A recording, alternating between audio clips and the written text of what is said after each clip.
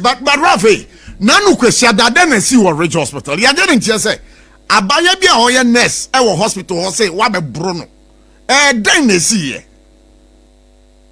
Abaye no ono asem teach I mean said can much being because already Exodus chapter SOMPA. Exodus chapter 20 verse 16 o kan chi na Bible kura Timothy say ndi obi hu nteku another sikrum in kind of the main fans so or no one conquer kind. Okay, so one fans okay. Yeah. It's Sunday, you know, the about the program na me fast after we so at the Ghana phone ya say omunya be ba boa no maka ho na say no to red, say no to illegal drugs campaign aye ba be on the 19th of next month no. Obi ade no be semu bi omo betumi aboa ibia no omo betumi aba boa na yetumi akọ advocacy we communicate at youth no how about get into drugs and other substances say omo ankasa any omo that any society they betumi aye bi found. So as part of our program ayeba be no we been kind call the Independent Square.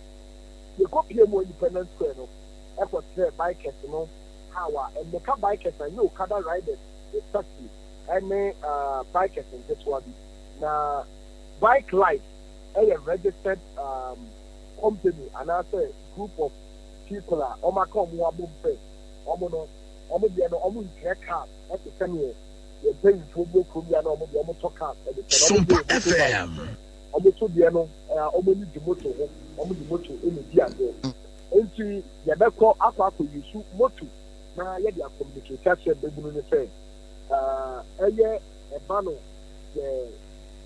na bra bobo aye bona drug abuse as this here no agent no ebe jeopardize the future of our youth into an old campaign they call N1 no so say do Sunday I say N1 no so in the blue be the duo ebe ye bike any freestyle so yanko na ye ne time be blue be enko kasa ye ko do why any time be blue no e for the train komo no emu ena accident see all the boys in the back go try it to shot boy na no that hospital all the na the whole pool e won pano so no ono ena na ye boy no honestly the boy ni no enya me na mbi moto the ball no but as obi aye call say e call advocate ama almost so action mu otu the wajo no na apparently bi ta akoti na e da yes say an time e be tu akono e be poni akobu ebi akoshe ni pa ni say no what to say ado obo de call hospital no na ye SOMPA so one of the bikers heading the motor be ball back to the man so be ball back a courier send the let us say so much involved in an accident me try me man say they hit the crack until next na motor bike no say the hit mo die so ni bu me and na me sound if you die back to the wheel so senior I'm so proud today next man dole yeah body buku no no yi ya o de man am the training no na you go to hospital no me remember said I'm the guy back to the accident for almost the hospital this was an hour later sana yeah kwa do hospital na ko ya ko do no that boy ne dam paso so ma attend to no na so mo attend no videos ni ya no e wo me who videos be bia akekefia bia o claim say yabono e ma me ba ya ni me say o mu dai obi an o mu be hye me e kontompo me wo videos e wa hanu a ka lady na no after 20 minutes I for hospital no na me complain say it's obi an money bibi ma anaso mo ma be hye me no o pray the person that me pato diwe pato so e ma me de what net for the no so SOMPA FM I so get you so when it was so na I tell you na me de se mandole na emotional e kan so so e bi tefesa ya to no na girl ba ko ba e be ka se we could so mo say it obi am me hye me e no say dem for the card so me Ghana car e me Ghana license at the man guy ba ko a no se one ma o hye boy no da one se me pantel on kwande na on ye me card ni mrem o ko ye card ni ba no ya kire what na obi am me hye so the boy ba ko a o what inside one summer room one no AP About the disaster. Senior, still all we actually found who, and I miss me call inside and I disaster. Ah, it is when you will shadow, another apostle. And I thought about the cassette. Maybe no, sorry. A cassette. Then the Mongo and your man in Bra, they are functioning. And I'm saying, Madam, are you telling me, say, I'm for top boss and then the side of my corner, Okano, I'm my bandit, I'm my into Munchanana. What is this? And I saw Munko in the cat. I'm like, every year here, cat the head and back. You bet me in here, what I see. But the funny war, you bet me up the funny. Yes, do this all the time. Okay. But that's all right, you. Right. So, okay, Sano, I'm a remove you. And I mean, it's in the so what? I have a couple about this. Right? This was when the lady altered the statement to say, Mother, and my press, and I'm very for the real here. Never about to tie and I'm going to press a movie. Hey, Ralph, what's it? Lady now, Walker said, no. She made that statement. Not to me, or one, in the deal, I don't care that to me. It's a home, and I'm a cat by the say, but it's not what someone do it on the bag. Say, if I offer the phone, the mammy. Now, I started recording at the local. Now, my palm one here, that you need to video, I can't want him. Say, it's the info, and there is a can over here, Rob. So I recorded that part of the conversation in here. I want the phone. And I did the first I read the phone. So, almost evidence, we saw almost say, Yankee me within 48 hours to come before court. I am never ready for it. SOMPA FM. The Minister of Health is serving not only nurses and midwifery registered whatever, he's serving the people of this country. And the interest of Ghanaians needs to be the paramount thing for him, not an institution who feels like they can't take responsibility of their negligence and their actions, but rather play politics with every issue that confronts us as an institution or a country. Okay. I dare them. So I would make another any other person, even in my live video, people have seen and the highest video evidence as in the CCTV footage, maybe some family. There is no instance any of these guys having a second. And if you even watch the video, somebody catch up by people say, calm it down. That you guys should calm down. When they at some point come here, now time no more shut for. So at what point in a memory round now? So Ralph, were the boys angry? No, I mean the boys, you saw in the video, and women have been sometimes they were angry. You were there. I had gone out. Yes? Women, maybe after hospital inside or after asking them, say, only for me to step out after say, I go furious. If you video now, me make us a year and that time now, next make us after them to record. I stepped out. Me step out, in a voice back when you say, oh, senior, then dress your hands in it. And I'm saying that you tell them not do. And when I boy about the cassette, you see why I tell you to make we give them pressure. Which people will be pressure when they make them the work. And almost starting to move right inside you. Almost right inside one. Many of you are right inside one. The right inside one of more agitated, Kata, and I'm on shadow, and I'm hospital, and I'm on Shaya, and I'm daddy Vidiano. Come on, listen. I'm quoting the video because I have the video here. Come on, listen. More than 1 hour. Come on, listen. And this was when, maybe we are inside one. I have trauma, your parents are late. It's all the CCTV footage. So I will come down there about hospital. So, yeah, Juma, that if the SOMPA FM. I'll come there to the year, Juma. But Ralph, we want to find out from you. Idea, Ucha video, war, emergency room one now. But okay. But Ucha videos, no emergency room one of the hospital.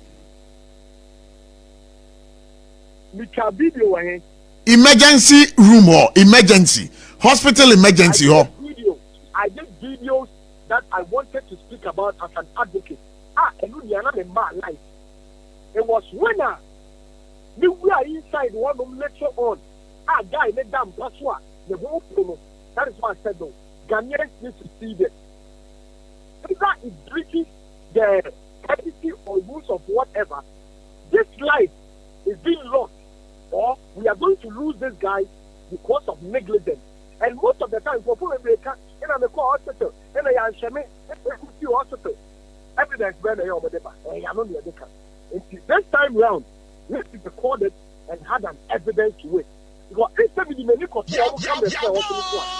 by now, evidence you were tested, I had the question for follow, not that follow me down. Now, when Oprah check the video, I'm recording now. Almost say vice new way, every talk was and when you watch the video, also when I see straight in one, no which is the one who try next to them about or then I said I want to move down.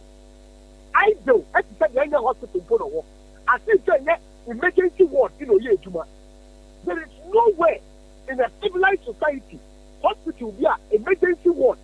Somebody will be standing there idle, somebody will be standing on the table, watching people going back and forth just because they are agitated that they are so deeper.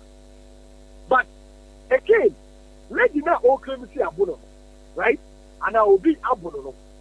Me, I was the last time I'm in the Kasai, I said I'm in the hospital. She had come to me and said, who are they? I say, then I used to be 800 things.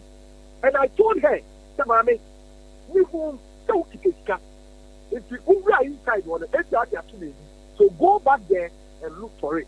And this was a conversation to somebody what brand the God to be sending from and Sanoso.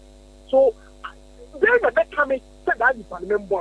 And now Ralph in a person SOMPA FM. I want to be so now you can cover up and no my all the evidences are making with the media. Okay. Now, guy, boy, the guy, no why. And now they just want to use somebody as a scapegoat. Now, then, yes, to say, that's you, I don't know, person. Someone, I was at the hospital. Tell me about here, and then the answer me. Why must you go and arrest an innocent person? But maybe, I was expecting the health minister because I had a conversation with the health minister on Twitter. I had a video in my collection at the 2 months I didn't have to see and son never lied. Which I want him to see this. I promise him to say they are going to conduct an investigation. I offer may work as river or them every 2 minutes or more 4 days. They should conduct and set up a committee to investigate this issue within 4 days. About the saying in a mess and friend. Almost CCTV footage and can I get the 100% accurate evidence, you know, of question yet. So what please say, John, I am a question of Buno and Palampala, and come up for video be marvelous. None for Indal or Tanzulu, and young boy, that's the by way, and I get a cook or for my family, a cook or for my animal, a cook or for my 37. Not so, Pisa, and you attack the motor accident, a quarter man. Since you really want to know accident. Okay, so who got 37 as some in Mama Kaima as a bida as of the baby trip with Amuya Galamsey demonstration as we see quite. We see quite now a idea will be Yadia yet in the hospital. And so double track, mammy. And so can say, Send Papa who cry not Yajet and Pimpim on Qua. So with your anchor and ye be Ralph Sassam, a idea who can't as a wanka. I video a war, some kind. Now, sir, I don't see them, the damn with no office happening. Say, I make one to the movie, and I about to battle, and at the system no about the time. So be it. Because Ghana for of Yamaya who can be paying for this politics and the free at the door. Idea is you hospital and then taking a cook for Papa. A cook for Mammy, a cook for Ma, a cook for years. SOMPA FM. Until when? In a gun, the politics that don't say. But almost when you are and as I can and I know the back of it, and I'll cut it. Take that done. As some of the kind, I was being sarcastic. Yeah, Rafi, let me also. Okay, Bill. 1 minute. That's another kind. I was being sarcastic. That your money, him and the man come on it, or beyond Cassa. Not say a man, say, would you do? You saw ya, say, I come with him. Nipa less than 200, and I make that can't demonstration. Meanwhile, in there, come for Pitona or Okate, not Rafi and Carboni, so galamsey demonstration no. Send that for that time for you. More than. Okay, Ralph, before I end the conversation with you, one, invasion of privacy our hospital hono. Would you me bacho. Would you say why you home from Swana? Invasion of privacy. At the hospital hall, say, would you come for ye emergency ward hono? Do you foresee, say, I am from Swakasian Wayana? Nipa na owu I dey die na to no. Yam from Swa is Yama Ghana for say the back no nothing. But video be try any mum, asem dia. And yet, okay, I pause for 2 months after a while. I idea obeko. No, Obia many could say, or mine, Yademra, a day, you better to Yoma, Senate Bayam, Rabbi Yajman. Now, police told you, will be a Tom Fire. Let me say, it's almost fresh, the medical superintendent, almost fresh the Range Hospital for them. Because, and media, what should we do now? Me and alive now. Now, a police small hospital, medical superintendent. On it, Minta Akando, Minister of Health, FGA, Minister of Hospital, now, or what happened? Cannot will be an intelligence case here. And another Obi, and the attack will be, and the body prayer, and the Ghana registered nurses for a clear. In a police one show, yes, happened. What and Cabana, Jordan, who bet you at you? About the same, who said you do the let me a police for all Cassa. Say, remember duty. After what you like to be. Police don't maintain peace and order. SOMPA FM. Say, or no should be paying your bechamel or Yanadiana. Okay. Our police can Robin Koswa. The better say, quote, not going to go to the pamper, but who could have 2 count? Not yet over hospital. Not that 3 to us on the Obiam and the pressure. Who be woo. I have system. I see very well, Ralph. That's why I said the swab now. Yes, fire tender in Sweden, property. Okay, so Ralph, some Komoya beto Ghana for any minano. Would you all patch yourself, Union from Sobia? You see, say, open so Obia, one cata, Ojin Samayam from Swan, answer the young so. I'm just, it's a question I'm asking you. Fair question. Baby, we are Ghana. Also, we are Ghana. Ghana, all your cities here, you don't have to 37 rate and any other facility. And 2 feet set the airport for Yama. Who want to be there? Say you'll be Ralph, Mammy can't shout. Me Bonia, me fisa, oh, yeah, because as at the time I didn't see, that meaning it was whether there was exchange of, blows and those things. But me Bonia, me fisa, me patcho. Se me no anka be daho. And I want to try me video. Na me video na ma bonten. Why expose me privacy? And no dia me jitum say why am me bone? And na why ye ayarfo na wo mo da ho no wo ye omo bone. Okay. Na me ba to say why should na wo yale da ho? E na net for the da ho ten ye no mo da brand ten da wa. Na ne ho put say obi a owu da. E na obi twa video. E say mo twete papa yi wu. Na obi a no mehwe na. E na omo ba e be ja so na omo dey nkwan ka be da ma ten na onda ma so. But with him say our hospital in Shishim, Ralph. No, Ralph, what was that? I like your conversation, I like your boldness. I am one of your followers. Me do a church. And sometimes I like your courage. But on this occasion, just admit, sir, invading somebody's privacy at the hospital is wrong. What you say, patient to Yama Bontin said, they invading the privacy into all problem. What it? Me pacho what it? Ralph, where the minyan te? But that is but listen, Ralph, Mr. The substantial conversation in the say there was a medical negligence, right? And an assault.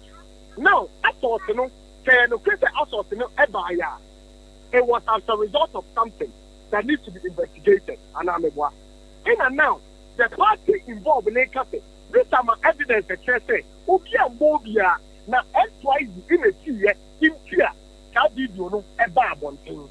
But at what point in a South Brand now, or no XYZ say, or that advocacy say, You must say that for a medical center na enye or dane bone for. O my ben yet thing it's yet to say my to be an kana nuntu. Say be because na nya ye o my ben ye. Okay, so Raf, me pacho Raf NBC ba power. That be because na Raf re sai kaya. Hey, obi me say me Raf, me you're from Abuchi. Me the host of For God and Country or SOMPA. But now you'd want to say, sir, oh dear, 1 year bonibia, there was no assault. Ufi said, dear, oh yeah, yeah, dear. Now, oh, cool, I'm a Ghana for. Asema hospital. The airport to Ghana and say, Rafa come move. And also mobia. The pastor who said video, no, say Rafa the second. Okay, very well. Sir, who say Asam no security for no? Yenya mobo no munyo. No, listen. No, I have the right. I have Raf. If you see something, say something. So Raf, I will Raf. Me say me interview here. That one I've not seen, but that is what the girl is alleging. So let's wait for the police. Hey, Rafi! That was a older now Christo way. So be your again at no crazy dima. Nanano, we did over from now the town. And to Babo Hudia. And to Raf, who call Bohudia. Mr. Bompire. That's empire, but traditionally near Diabo. Oh, now, what kind of time? Mr. Meya Paye, after Nanano. Now, Uzu ya Paye, after Nanano, and it's a own Quacobodia. Maybe I'm in Cat, I want to walk. But that is the inference we are getting. As a try, no. Never about you say your own canning qua. Not that the crabby baby say, that day, and turn an old cattle Ralph as well. And that what I'm on the crab, yadi, oh, my man after everyone. Okay, so Ralph, we can say, sir, you are going to consult your gods. Maybe I'm a consultant with God. And with this particular issue, you will consult your gods. Oh, now what you tell me and one of me came. So any diabona wakobodo. Any Beniano, me proceed video, me catch Nipa no ye involved in it. Uncle can kind Exodus chapter 20, verse 16. And yet by Menamaker. Who can keep Bible not who will be all my man can kind my but also the Exodus day. Exodus 20. Exodus 2015. Exodus 2015. You can't know. Exodus 20. Most of whom I told you, etire adrenunum 2015. And Mokron ini adansi krum. And ma wane mre wo nyonku fi ana negere ana nasonfo. Ana nananchi ana nimfum ana ni bibia eyene de. That's right. Raf, what? Me ba don't say adansi krum wo ho. Mete. And the Bible crash in the adansi krum ni ambo dwenku. Raf, me da say so bad you so. Abusiafo SOMPA 106.5 FM for God and Country. Some catch us say yabo SOMPA. Mo ba mi twa me home brass see ada me ba me come panel members no.